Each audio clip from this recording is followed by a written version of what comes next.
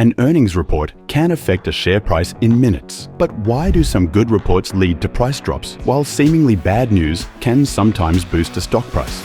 The answer lies in market expectations.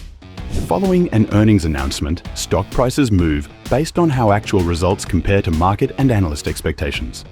Beating expectations often leads to price increases. Missing expectations typically causes price drops. Meeting expectations might result in minimal movement. Even good news might negatively affect a share price if investors hoped for better results. Conversely, a share price could jump if bad news wasn't as bad as predicted.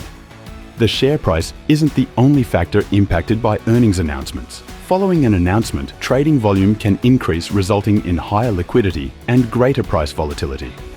Since earnings announcements all tend to happen around the same time, they can affect overall market sentiment and investor confidence in a whole economy.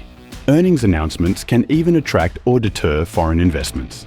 Understanding how earnings reports impact stock prices is critical to planning and risk management around earnings season.